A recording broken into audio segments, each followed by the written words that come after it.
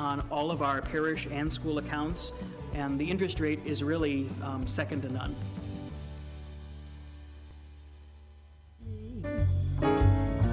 Just hold me tight and tell me you miss me. Ogren Insurance, Hammond's oldest family-owned independent insurance agency, now in its third generation, providing clients in the Chicago area with products from quality insurance companies to handle your every need. Regardless of driving history, Ogren Insurance can find the right coverage for you at competitive prices. To learn more about the insurance solutions and services we offer throughout Indiana, Illinois, and Michigan, call 219-933-0076 or visit our website, ogreninsurance.com. We're located at 6929 Homan Avenue in Hammond, Indiana. Do business locally with someone you know and trust.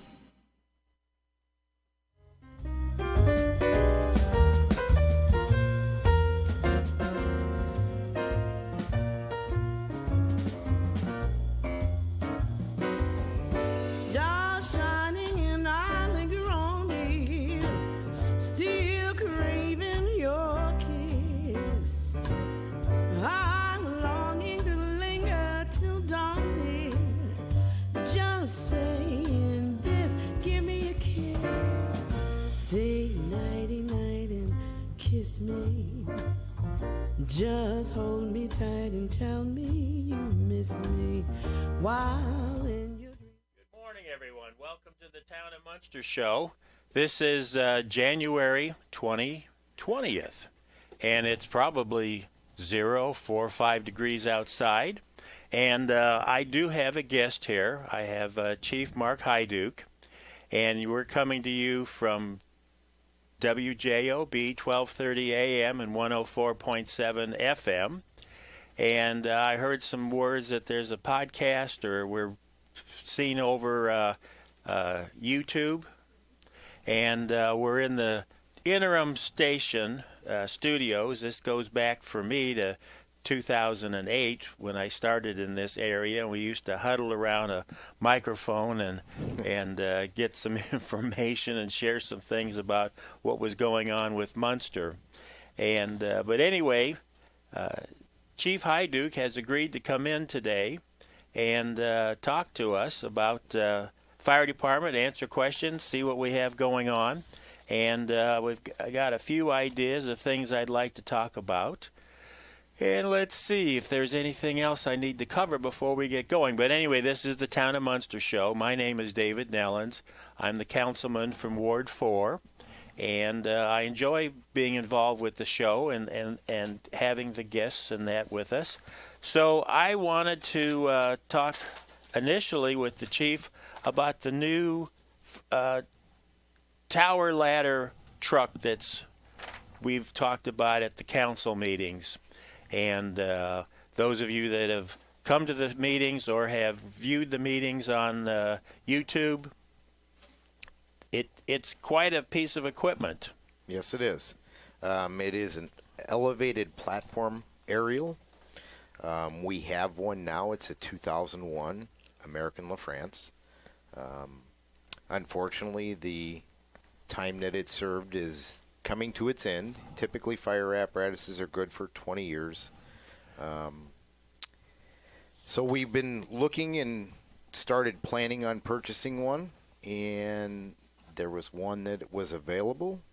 I brought it to the council and explained the reasons that we needed it, and the council approved it. It is a 100-foot tower ladder. It does have pumping capabilities on it. It will seat 6. It will have rescue tools on it, hearse tools.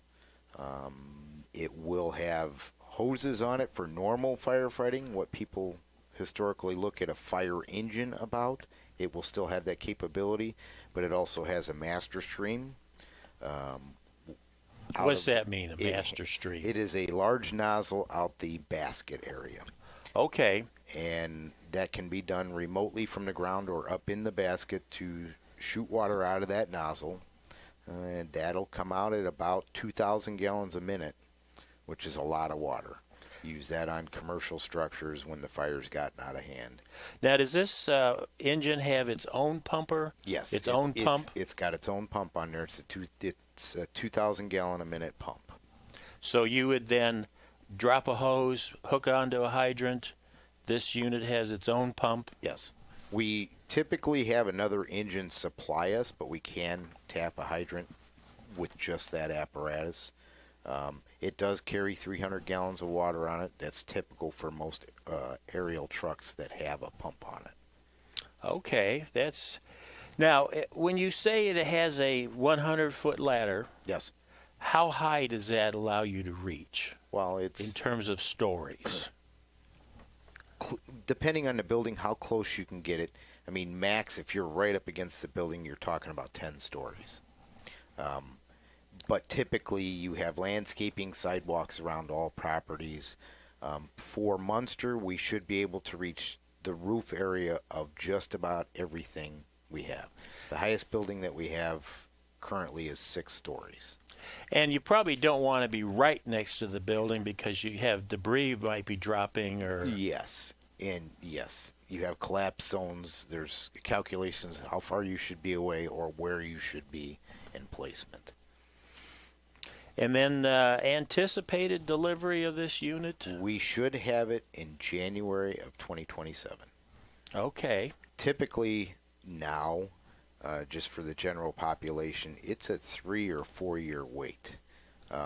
With the situation with this one, in fact, there was a municipality that purchased it, and then they had a catastrophic failure with their own, and they could not wait any longer. And there was another one that was available. It was a little different, but at that point they were behind the gun, and they said, all right, we'll buy this one. So that one was kind of already in the queue being processed. So they had to move forward because they were catastrophic failure. They had to get one, Yes. and that opened up the one to be available. Right. And so many things we're seeing, even in the trucks for Public Works, we're talking 3-year deliveries Right. in that neighborhood. Right, and that's all left over from COVID. Everything started then, and it has not subsided, in my opinion. Now, you mentioned how many crew members can ride in the cab, So 6 can ride in that cab. There's seats for 6. and this is a bigger cab. This is a big cab. Yes. I don't know if I use the term Chicago cab or... There's one bigger, but for what we do with it and the way that we've engineered stuff, we couldn't put the more people in there. There's one for 8 personnel to sit in, but then the front axle would be overloaded, overweight, and there isn't a bigger front axle. We could probably try and re-engineer it, but then you're talking more time and more money. But 6 it sounds like a Oh, good yeah. number. Absolutely, absolutely. And I'm going to ask the question, and what color is this engine going to be? It is red. It is going to be red. Our typical red that Munster uses. It's a little darker than a lot of off-the-shelf fire apparatuses, but that's traditionally what we've kept with, and we're going to stay with that. Red with a black top. Black top. Yep. Okay. And black reflective stripes down the side. Well, I'm looking forward to this. I'm really excited about it. And we started talking about the current unit. I was on the council when that got approved Yes. back in 2001. Actually, 2000 was the beginning of it. That was a municipal bid bond with Indianapolis. So they kind of spec'd it, and we jumped on that spec. And in fact, I was on the spec crew of that when we did that. Well, I think it's good. I'd like to see Munster be a leader. I like to make sure we have the right equipment for the job and that we offer this safety net for our community and have this equipment available to work and protect the lives of many people here in the community. Mm-hmm. And as I talk about, I call it Munster is a medical mecca. We have 2 world-class hospitals. We have the height that this can handle, and we want to make sure things are safe. So, anyway, the 1939 Aaron's Fox. Aaron's Fox. Now, that's one that we're going to be pulling back. Yes. So that was Munster's actual first true fire engine. They had one before that. It was kind of a pickup truck. It was a Dodge but this was the first fire engine that Munster had. Munster sold it in the early 80s, maybe late 70s. It's went through 2 owners. It is out on the East Coast right now, and that owner has decided to retire. I think he's in his 80s. Is that like in a collection? Yes. It has been in a lot of water shows, a lot of parades out on the East Coast.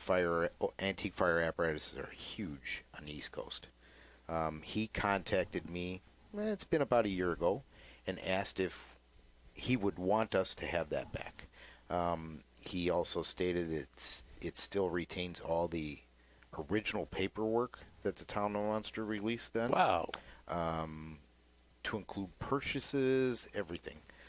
And our Firefighters Association did some good PR with it, and they've collected money through donations. And in a cooperation with the Town of Munster, they're donating the money to the Town of Munster to purchase this fire truck back. Wow, wow. Plus we have the 1948 Mack. Yes. That one, in a technical sense, has never been taken out of service. That's a plan of the association to also go through that and clean it up some. Again, 1948, never taken out of service. There's a lot of wear and tear on it. We still utilize it for parades and whatnot, but we just want to clean it up, redo some chrome on it, and they're doing funding for that. Right, you had talked about that you're looking for funding to help do some restoration and get her cleaned up. And I know it's always, council has, for a number of years now, ridden on the 48 Mack. And I know you have it out for the open house, and folks line up to take a ride on that. It's National Night Out Against Crime. We use it a lot. It's a good public relations piece. That really doesn't cost anything. That we have it there. So, Chief, you and I talked about that you're offering something for houses with respect to being able to access them, your home Knox boxes. So the Town of Munster has used Knox boxes on commercial buildings for approximately 30 years. Yes. They're very safe and secure. They are a fortified safe that goes on the outside of the building. There was a home residential box. It was quite expensive. It was almost just like the commercial one in size. And Knox has come up with a home box, which is this flyer that I have right here. And we have to approve it for use in our town, which we have done. And it is for anybody that wants to put this on their house. They might have medical issues or just a little of peace of mind. That if something happened, if you fell in your house and couldn't get up, and someone comes to help you, they don't have to, be the fire department, they don't have to knock in the door. Right. Which is a big expense to replace a door. Right. When we were instituting this, because it is an ordinance in the town for commercial properties, we had some people push back because the box is expensive, but you're paying for security. You know, it's a well-made box. It's very controlled how that box is opened. So people complained about it, and I would tell them, if we have to go through your front door, you're going to pay triple the amount this box would pay. Absolutely. You would have to pay on this box. So this box is about $225. It's a one-time purchase. You will put in your order request on knoxbox.com, knoxbox.com. And how much was that? Approximately $225. I think it's $227 to be exact. It's a one-time fee. And 15 cents? Yeah. It's a one-time fee. Once you order that box will be delivered to your house. And if you need be, the fire department would install the box for you. What needs to take place once the box is installed, you have a key to your door. You would call the fire department. We would come out, put that key in that box, and secure that box. Now, if you have an issue, just like you said, you've fallen, you can't make it to the door, but you had the phone with you, or you're able to call, We would get there, EMS would get there, or PD would get there. If we can't make entry, then we would utilize that box to open the door. It also works the opposite way also, meaning if, we have to make entry to a house and something major has happened to that person, we have the ability to re-secure that house with the key and lock it up and lock the box. Whereas before, if we had to break down the door, then there's an additional cost of board up. Sure, the board up and then plywood crew to come right, out. Right, and they had to be certified because you're securing somebody's property. It's just a whole lot easier to be able to utilize this for emergencies. Well, that sounds to me, I've been familiar with the Knox boxes at the commercial buildings and the hospital. We even have one there just in case that entrance is closed or whatever. Right. But it makes a lot of sense. The key is secure. It's handled with responsible people, and it does allow someone to gain access, because you could have one of those pennants around your neck, and maybe a family member's not available to come or too far, and you can notify. But yes, to have a door replaced, it could be thousands of dollars. Absolutely. And then it takes time, and it's disruptive, and then you got the board up and all that. In talking about homes and situations there, I was asking Chief here about smoke detectors and doing a audit or a survey to help someone if I don't know where to put the smoke detectors in. So we have coupled with the Red Cross almost 2 years now, and they do a smoke detector program. And coupled with us, we've done smoke detector blitzes in different areas of town, and we're moving forward with that. We will go across the whole town to do this. But in the meantime, if somebody has questions about their smoke detector or doesn't have any, they can call the fire station, and we will come out with their approval and assess their house or assess their smoke detectors or CO detectors that they have. And if they're out of date, we can install new smoke detectors for them. Wow, that's quite a service. And is there a number that they can call to leave a message? Yes, they can call 219-836-6960. That phone is manned during the day, Monday through Friday, from approximately 7 a.m. to 4 p.m. But after hours, there is a message machine that you can leave a message with. We don't want people calling 911 for this. They need to call the fire station non-emergency, and we'll get that scheduled for them. And conversely, you don't want folks to be calling this number if they think they have a fire or if they smell something in the house. Right. That's a 911. Right. And get it up on the board and get things happening. Yes. Because this number may not always be manned. Right. And if it's an emergency situation, call 911. Even if you think it might be maybe emergency situation, 911. Yes. And that includes, I'm going to sidebar here real quick, that includes smells outside your house. We've had some things go on in community over time, and people will call Public Works because there's a smell outside. Well, that's not the right number to call. You need to call 911. Well, it smells like gas outside. Okay. Why'd you call Public Works? It doesn't make sense. Well, they're not sure. Yeah. They're not sure. Call 911. If it's something like a gas smell or anything like that, call 911. Or even if you think something is suspicious, and this can go along with directing towards police. Yes. If something's going on and you're not sure, you're the resident that lives in that neighborhood. You know what's normal and what appears to be abnormal. Call 911. Right. Exactly. And let them know and get someone dispatched to help. Mm-hmm. It's what is it? If you see something, say something. Right. And if it ends up being nothing, so be it. But it could be a real problem, yes. And we want to make sure that happens. Let me come back to smoke detectors and CO detectors. Especially right now in the wintertime, everybody should at least have one CO detector in their house. Whether it's a CO detector or smoke detector, the life expectancy on them is only 10 years. So people might have one up there and they change the battery continuously, and it's been up there for 25 years.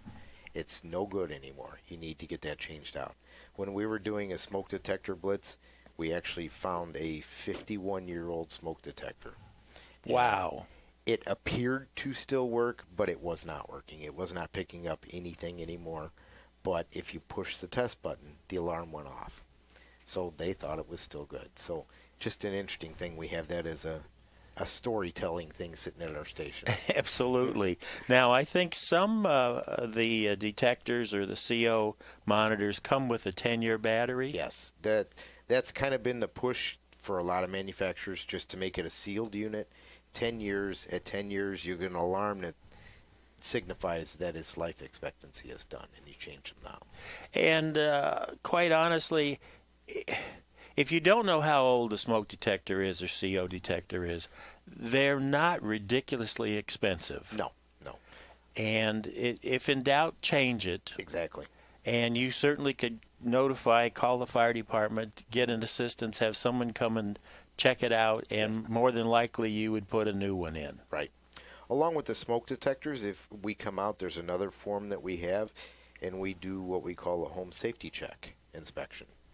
And we just look at exits, brief electrical extension cord use, those kind of things. And there's a checklist that we sign off on and leave a copy. And if they need assistance correcting any of that, we can direct them in the right place. Well, I just want to remind everybody that this is the Town of Munster Show, and we're being broadcasted over WJOB 1230 AM and 104.7 FM. And we just got the notice here that we're moving right along in our time, so I want to hit a couple things. One, Chief, you and I talked about the Opticom. Yes. And folks may be aware of that white light that blinks at intersections. So the way that the Opticom works in Munster, we have the transmitters on our police cars, fire apparatuses, some of our EMS vehicles, and it changes the light so we get the green light as we're pulling up. And it was light-emitting diodes, LEDs. That technology's been around for a long time. Munster was one of the first ones in Indiana to get this Opticom.